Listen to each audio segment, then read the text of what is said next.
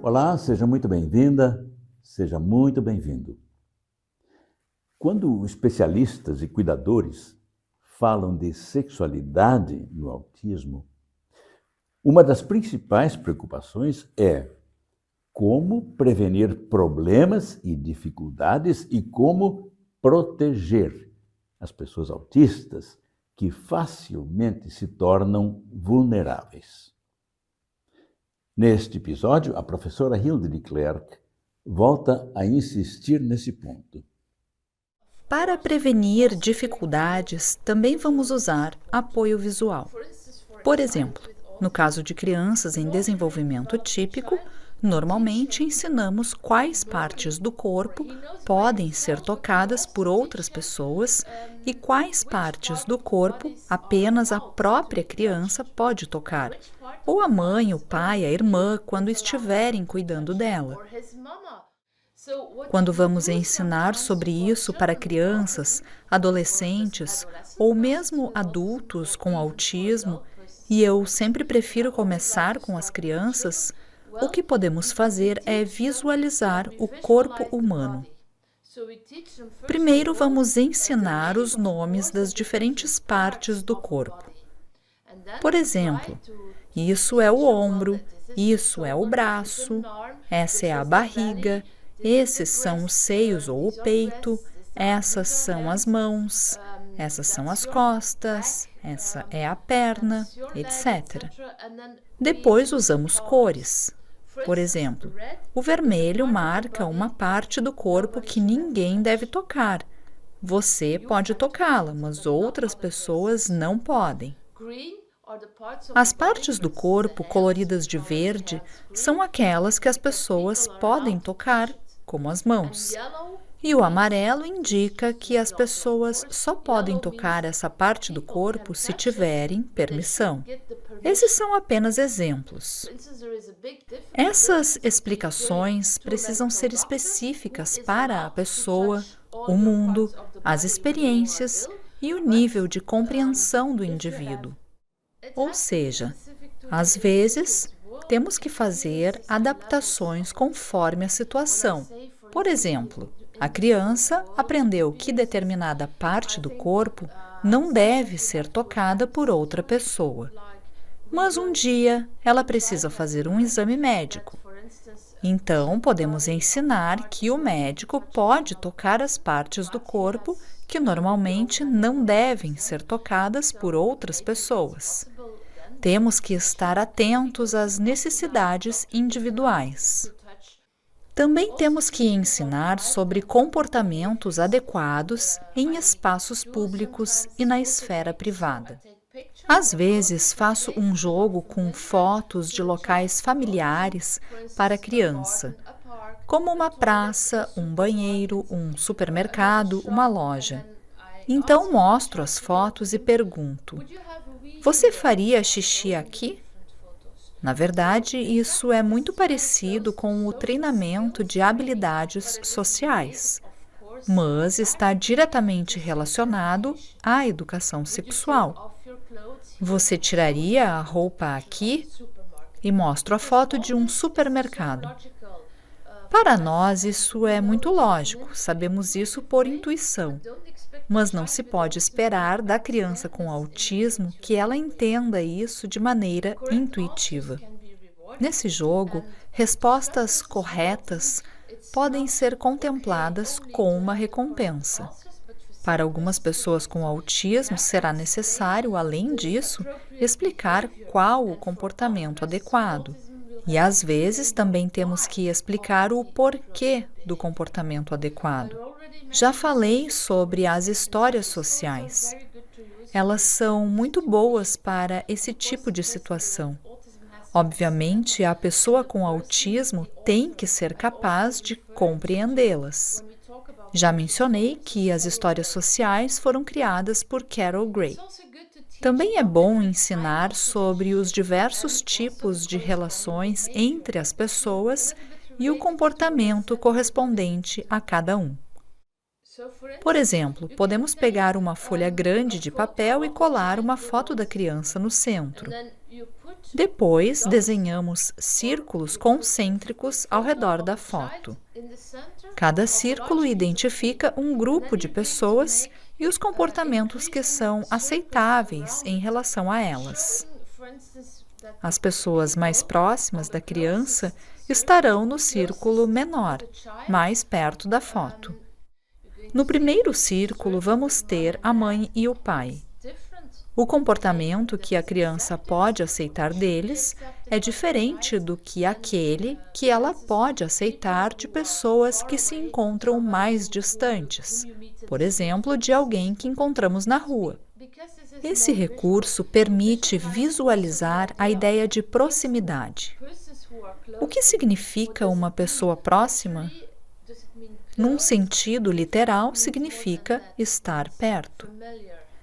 Mas, na verdade, quer dizer mais do que isso. Significa ter familiaridade.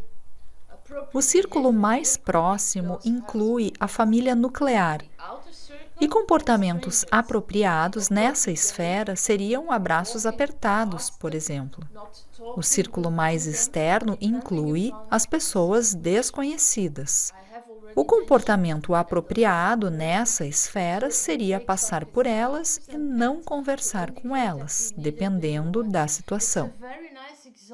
Acabei de mencionar as histórias sociais como um recurso para a prevenção. Nem sempre os comportamentos que parecem ter uma intenção sexual realmente têm esse sentido. Às vezes, quando falamos sobre sexualidade, podemos achar que todo comportamento é sexual, principalmente quando lidamos com adolescentes com autismo. Havia um menino que tirava as calças o tempo todo e apontava para o pênis. E todo mundo achava que isso tinha algum sentido sexual. Na verdade, ele era não verbal e só queria nos dizer: essa calça é muito apertada, preciso de calças maiores. Foi só quando ele ganhou calças maiores que a questão se resolveu. Portanto, os comportamentos aparentemente sexuais nem sempre têm um significado sexual. E esse exemplo também ilustra como são enormes os problemas de comunicação. É importante prevenir e explicar o que vai acontecer com o corpo. Conheci um menino que ficava o tempo todo tentando tirar os pelos pubianos e não queria ter barba. Para ele, tudo era novo. Ele não estava preparado para saber que aquilo iria acontecer naturalmente. Também tem a questão dos sonhos molhados. Me lembro de um adolescente com autismo que tinha muito comportamento de estresse. Depois descobrimos que era porque ele tinha sonhos molhados e achava que estava voltando a ser um bebê porque acordava com o lençol molhado. O medo, como já falei, é a emoção básica no autismo. Imaginem sentir esse tipo de medo porque a barba começou a crescer ou porque se está tendo sonhos molhados. Esse medo pode ser evitado se explicarmos com antecedência o que vai acontecer. Me lembro de uma história muito triste de um adolescente que estava ficando cada vez mais deprimido. Não sabíamos o que estava acontecendo. Os comportamentos de estresse e a tristeza dele e até mesmo a perda de algumas habilidades nos deixavam sem explicação. Alguma coisa estava errada. Eu era coach dele e queria muito entender o que estava acontecendo. Eu já tinha feito muitas perguntas, mas não conseguia descobrir o problema. Certo dia, em que ele estava muito triste, por acaso consegui entender o que se passava. Eu perguntei: o que está acontecendo? Você tem um segredo? Pode me contar? Ele respondeu: sim, eu tenho um segredo. Estou com muito medo porque, aos poucos, estou virando um macaco. Por ter pelos crescendo pelo corpo, ele pensava que estava se transformando num macaco e não sabia o que fazer. Estava profundamente deprimido. Felizmente, descobri o segredo dele e pude explicar que não era nada disso. Eu achava que ele tinha tido educação sexual com os outros profissionais, mas ele não sabia de nada. Estava muito assustado, pensando que ia virar um macaco. É muito triste. Talvez alguém ache isso engraçado, mas, na verdade, é terrível que uma pessoa fique tão deprimida simplesmente por não saber. Essa é uma questão que eu gostaria de destacar. As crianças típicas aprendem essas coisas por si. Não é que elas saibam disso por intuição. Elas aprendem simplesmente por viverem no mundo. Elas veem imagens em revistas, na televisão, em livros. Talvez tenham visto a mãe no banheiro, talvez tenham visto que o pai tem pelos pubianos. Crianças típicas conversam com os amigos sobre esses assuntos. Você sabe o que é isso? Sim, você vai ficar menstruada e aí vai ser assim. Mas crianças com autismo não têm as oportunidades sociais e, muitas vezes, não têm as habilidades de comunicação nem a linguagem para essas conversas. Também não possuem as habilidades sociais. Então, de certa forma, elas são vítimas. Algumas crianças vão e voltam de van para as instituições que frequentam. Não é nessa van que se conversa sobre pelos pubianos com o colega ao lado. Essa é uma conversa meio secreta entre as crianças. Como falei, a amizade muda durante a adolescência. Não se trata mais de ganhar uma bala do amigo, mas de compartilhar segredos e também de falar sobre sexo. A criança com autismo que não tem ou pode estar um pouco excluída de um círculo social de amigos, não vai aprender esses elementos de uma maneira social normal. E isso pode levar a baixa autoestima e depressão. A relação com o parceiro é uma experiência complicada. Ela exige sentimentos sofisticados. É preciso compreender esses sentimentos para poder falar sobre eles. Muitas vezes acontecem situações imprevisíveis que exigem habilidades refinadas de empatia para compreender o que está acontecendo e manter o relacionamento funcionando. Sem entrar muito em detalhes, quero falar um pouco sobre psicoeducação.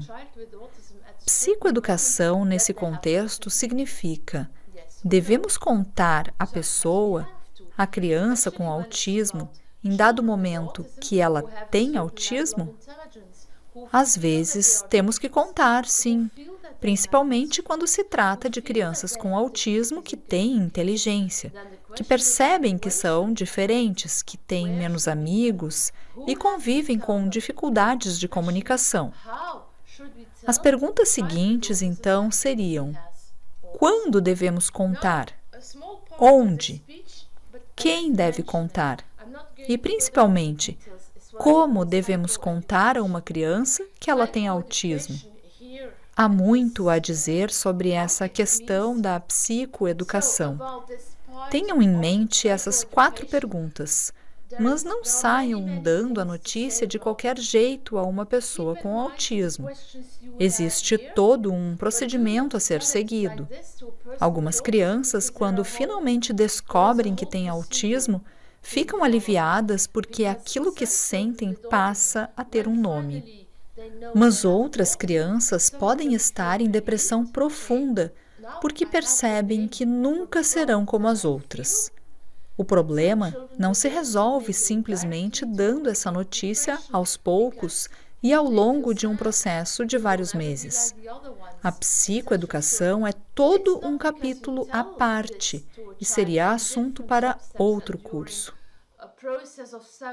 Nesse curso, vou continuar falando sobre educação sexual e sexualidade e não entrarei em detalhes sobre essa grande e importante questão da psicoeducação.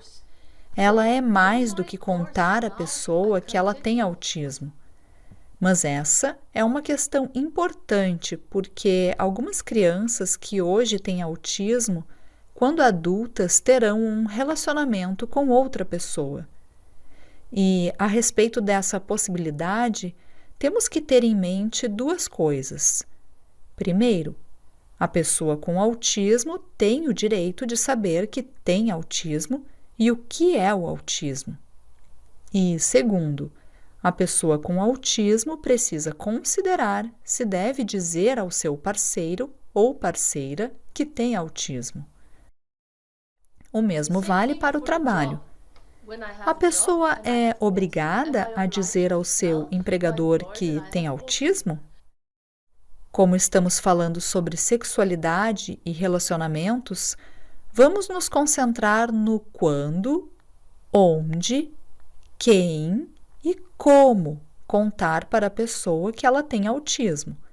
Há muitas estratégias úteis para explicar o autismo a uma pessoa no espectro. E, numa fase seguinte, explicar a essa pessoa o que significa o autismo dela, como indivíduo, uma vez que o autismo dessa pessoa específica será diferente do autismo de outras pessoas. Até aqui, a professora Hilde explicando como, na área da sexualidade, prevenir problemas e proteger as pessoas autistas que facilmente se tornam vulneráveis.